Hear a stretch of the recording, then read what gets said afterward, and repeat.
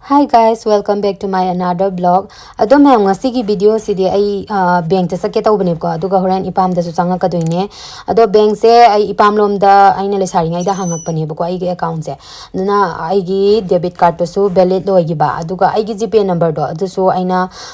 UPI pin number do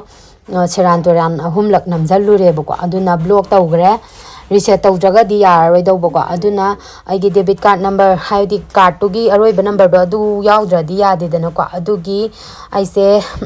debit card to anoba ma tanthokena aduga mayam aina illiba fees e aina nahan thoibi dagi loba muka suit to ne bako ado mayam ju pambiraga di thoibi gi Instagram account do hapsaramge mayam su order tawsanbiro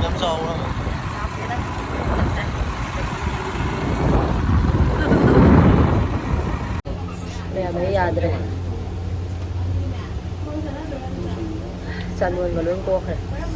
ma'am video सिगी मरक थना ma'am दे यamna कानागा दोबा हिदा अमगी मतंग दा मैम दा खितंग खंगन जरमगे ngarang gi life ta su aina hidak tu gi matang da khitang panjagar bane akoi gi ipa ipu haktak ta gi amaiba amaibi ka yana hidak tawbada season na duna laglaba gi kangai pak ta phangba peruk se hidak oina season na duna lagli natra aduna ngasi mak so khoi gi kabui salang maiba health care private limited na lamdam masibu na laithung laitaba lamdam ama oihan bagi pandam da akoi gi kangai pak ta phangjaba peruk haikru nungarai aduga Himalaya da phangba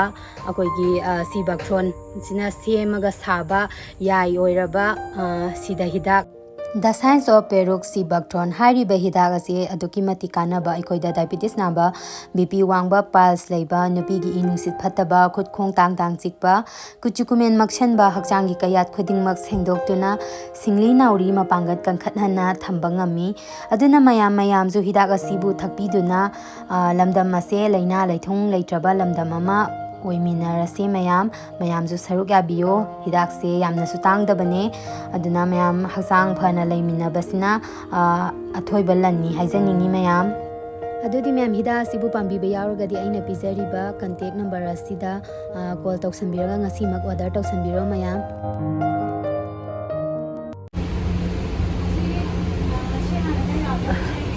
kalo bigo thai na sanga na Ina may photo kena tau ba photo sama sama ini ko Aadhaar card xerox tau na ko ada mo siya na di show ko din hindi tau thok ka siya sanduan matuan je yung ko ka mudi he amam bada pham bai na soi da pham ma di ngan ni Pai like na to ne then jala khang mari mai hatiat na ya de pi go dai som na kan jeng ngam changang ay ako yidon amta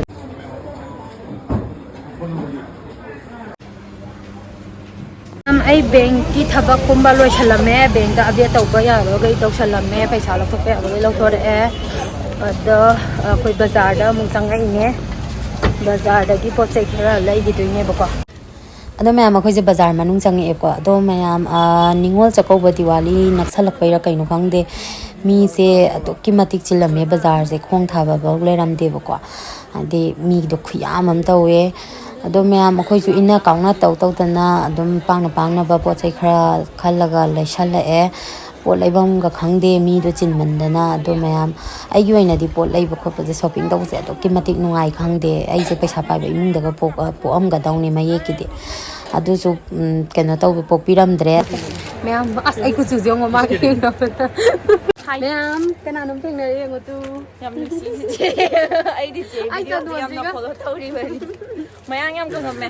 mayam yam ka ngam thank you as pazam na loye nang sam phada te mit ta gi sin ai sema bani yam phada te masa khangu ja ba yam nungai ma ka theng na je ai di 상이 뿡상상이 사실 리얼이나 파제제 비디오 데이디 나자 땡큐 그요 아이제 뿡망맘 그래 mayam aise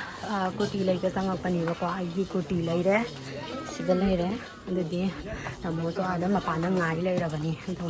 kuna mai horam mani 2 घंटा का रास्ता दंगा ना थो से मैं नहीं कर नहीं रहे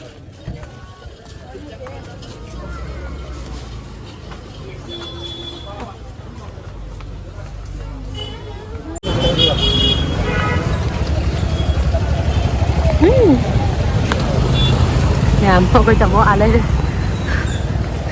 ꯁꯥꯎꯕꯅ ꯃꯩ ꯍꯧꯔꯝꯃꯅꯤ ꯍꯥꯏꯕ ꯑꯩꯁꯦ ꯉꯁꯥꯏꯗꯒꯤ ꯃꯥ ꯒꯥꯔꯤꯗ ꯐꯝꯃꯃꯨꯛ ꯋꯥꯔꯅꯤ ꯍꯥꯏꯗꯤ ꯃꯥ ꯌꯥꯎꯔꯗꯤꯅꯦꯀꯣ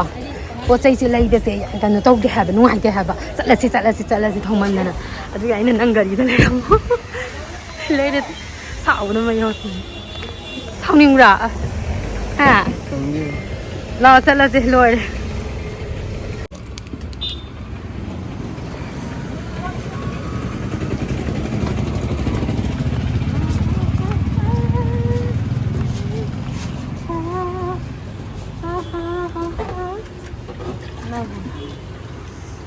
bora kena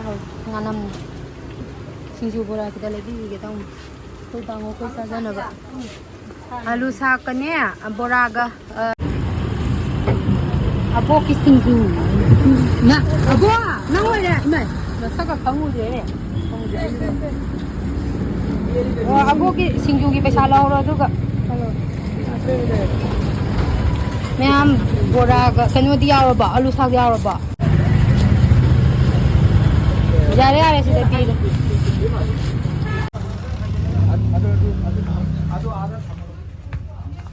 मैम अयुम यौरे काम ना थंग संग की ना संग इने कोई इंदोम सा कोई की युम छाबा हौरे तो हैं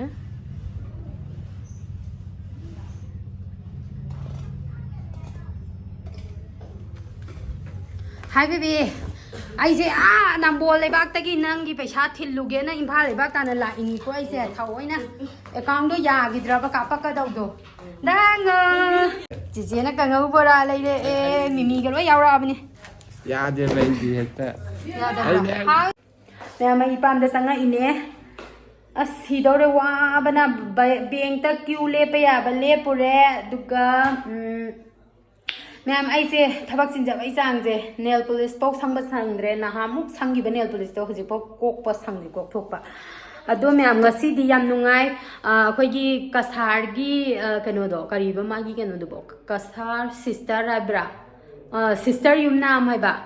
ado masu thengnare e bazar da aina kurti leiringai da masu kurti leiba sangi e bako ado masu thenge bazar da kano tawrubagi saksidi sang sangaga ni ko aina laise ado thoibi khoi bungo khoi di leiramdre e thoibi gi manaw no pi do adu do la ame haye adu parking bau thimbi ba sakhi haye bako adu gi moi la pa ngai rase moi la ga punna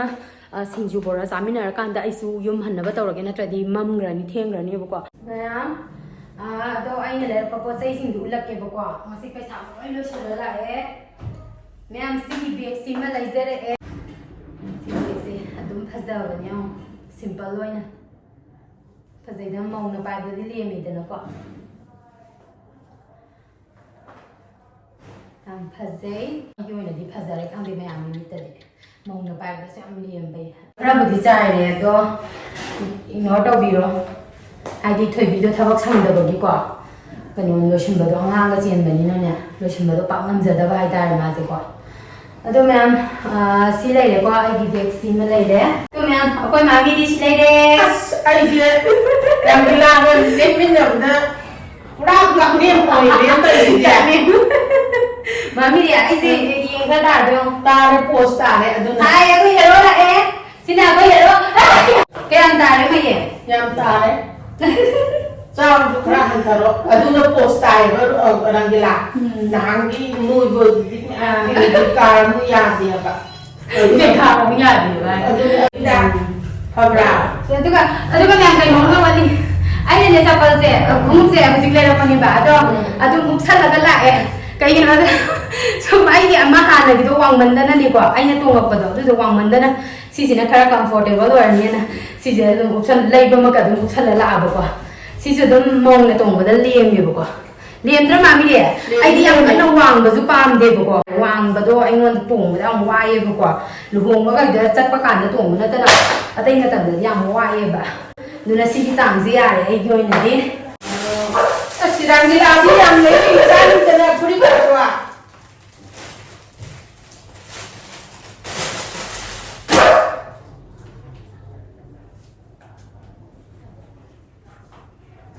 ची फजैने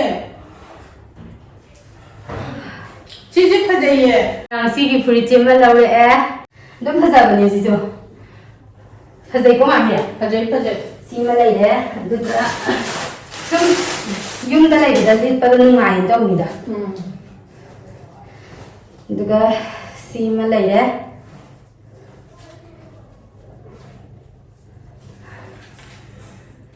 ꯁꯤꯃ ꯐꯅꯦꯛ ꯑꯃ ꯁꯦꯠꯆꯜꯂ ꯐꯤ ꯑꯃ ꯏꯟꯗꯅ ꯑꯗꯨꯝ ꯐꯖꯅꯦꯕꯀꯣ ꯑꯗꯨꯒ ꯃꯌꯥꯝ ꯑꯩꯈꯣꯏ ꯇꯥꯃꯣꯒꯤ jacket ꯁꯤꯃꯒ ꯂꯩꯔꯛꯑꯦ ꯁꯤꯒꯤ ꯖꯦꯀꯦꯠꯁꯤꯃ ꯂꯩꯔꯛꯑꯦ ꯑꯁ ꯌꯥꯝ ꯆꯥꯎꯔꯦ ꯑꯩꯉꯣꯟꯗꯗꯤ ꯁꯤꯅ ꯀꯔꯤ ꯁꯤꯔ ꯃꯌꯥꯝꯁꯤꯅ ꯀꯩꯅꯣꯅꯦ ꯁꯤꯅ ꯀꯨꯔꯇꯤ ꯁꯤꯒꯤ ꯀꯨꯔꯇꯤꯁꯤꯃꯒ ꯂꯧꯔꯛꯑꯦ ꯇꯨ ꯐꯖꯕꯅꯤ ꯁꯤ ꯀꯨꯔꯇꯤꯁꯦ ꯐꯖꯗ꯭ꯔꯣ ꯃꯥꯟꯕꯤꯌꯦ ꯃꯆꯨꯒꯁꯦ ꯏꯪ ꯏꯪ ꯂꯥꯎꯕꯅꯦ ꯌꯥꯝ ꯐꯖꯕ ꯑꯗꯨꯅ ꯀꯌꯥ ꯄꯤꯕ ꯂꯨꯄꯥ 1,100 ꯍꯥꯏ ꯔꯪꯒꯤꯂꯥꯗꯤ ꯄꯩꯁꯥ ꯄꯥꯏꯗꯦ ꯍꯥꯏꯔꯒ ꯃꯌꯥꯝ ꯂꯩꯔꯤꯅꯤꯅꯦ पाइदे पाइदे मामी लेते यादवै अदुगा सिना खंग्राव लेरेको मैम सिदा खंग्राव लेरे अदुगा ꯈꯣꯡꯎꯞꯁꯦ ꯇꯣꯡꯕ ꯅꯨꯡꯉꯥꯏꯅꯤ ꯔꯪꯒꯤꯂꯥꯒ ꯑꯩꯁꯨ ꯈꯣꯡꯎꯞ ꯇꯥꯎ ꯃꯥꯟꯅꯔꯤꯌꯦ मानबने थाइने हो मानिदे ꯑꯗꯨꯅꯤ ꯇꯣꯡꯕ ꯅꯨꯡꯉꯥꯏꯌꯦ अखोइ इसा ताउदे वानी खोंग लोइ बिके मो मैम ꯑꯗꯨꯅꯤ ꯇꯣꯡꯕ ꯅꯨꯡꯉꯥꯏꯌꯦ ngari yengbada lengdo ꯂꯦꯝꯃꯦ ꯑꯗꯨꯅꯤ हाइदि कतया हिजाब याउदबिदो को अदुगा फी चुनीने मैम मागी दुपट्टा हाय तारे को दनसिने अस इंग लाव या नुंगाई ꯑꯗꯨꯅꯤ ꯅꯨꯡꯉꯥꯏꯅꯤ ꯏꯟꯕ ꯀꯣ ꯍꯣꯏ ꯁꯤꯁꯨ ꯐꯖꯩꯀꯣ ꯑꯗꯨꯝ ꯂꯣꯏ ꯐꯖꯔꯦ ꯔꯪꯒꯤꯂꯥ ꯊꯣꯏꯕꯤꯅ ꯍꯣꯔꯦꯟ ꯂꯥꯛꯑꯒ ꯑꯃꯨꯛ ꯍꯥꯏꯗꯣꯏꯅꯤ ꯄꯩꯁꯥ ꯄꯥꯏꯗꯦ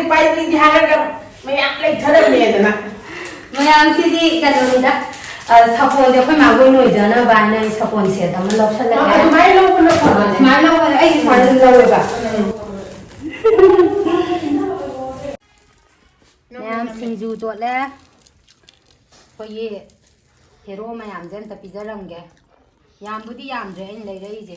ꯍꯥꯏꯗꯤ ꯀꯅꯥꯝ ꯂꯩꯔꯝꯃꯣꯏꯗꯧꯕ ꯃꯥꯟꯕ ꯑꯩꯈꯣꯏ ꯌꯨꯝꯗꯁꯨ 24 hour ꯑꯗꯨꯝ ꯉꯥꯡꯉꯦ ꯑꯗꯨꯅ ꯌꯥꯕꯁꯤꯡꯗꯨ ꯌꯥꯔꯅꯤꯗ ꯍꯥꯎꯗꯧꯗꯤ ꯃꯥꯜꯂꯅꯤ ꯌꯦꯁ ꯑꯦ ꯀꯩꯅꯣ ꯇꯧꯋꯣ ꯀꯔꯤ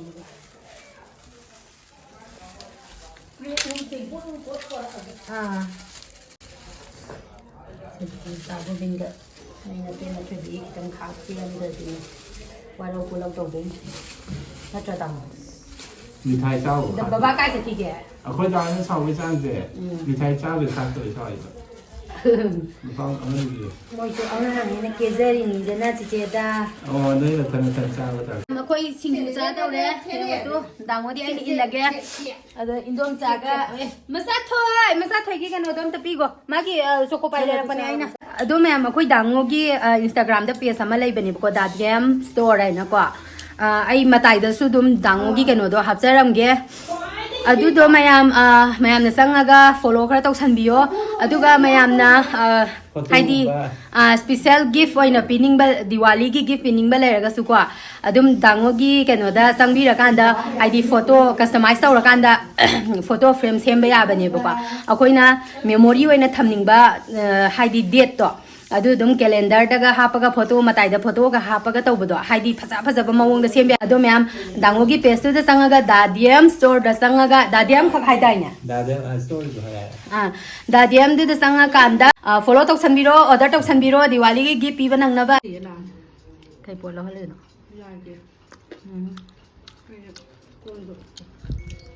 ꯂꯧꯔꯣ ꯆꯠꯂꯤꯉꯩꯗ ꯍꯌꯦꯡꯁꯨ ꯄꯟꯅꯤ ꯍꯥꯏꯌꯦ ꯂꯥꯏ ꯄꯣꯠꯅꯤ ꯀꯩꯗꯧꯅꯉꯥꯏꯗ pocket hapsalo kara pocket kara hapkidore mayam mabaina masenda achapo chawon paisa ga pibirijo sida taijo nango chiche chalagi kwa lupa yang khande yaale chiche di paisa am paise de chiche hoide lutu gara he bisa paina adu di chalagi kwa hoi numita da labai sawan ha koi je yum yaure do ai nupa dina sembire ba hinjang je mo pan ga mairen ga thongo ye pan mairen mayam je ngo haiba 지부 kana cha du na ba suk yam ba jibu nang ba ꯑꯗꯨꯒ ꯃꯌꯥꯝꯁꯤꯅ ꯉꯥꯅꯝ ꯇꯧꯗꯣꯏꯅꯦꯕꯀꯣ ꯑꯗꯨꯒꯤ ꯃꯔꯣꯏ ꯅꯄꯥꯛꯄꯤ ꯀꯩꯀꯥ ꯂꯣꯏ ꯁꯣꯏꯖꯤꯟꯅꯦ ꯁꯤꯗ ꯃꯣꯔꯣꯛ ꯑꯇꯦꯛꯄ ꯈꯥꯏꯔꯤ ꯇꯝꯃꯅ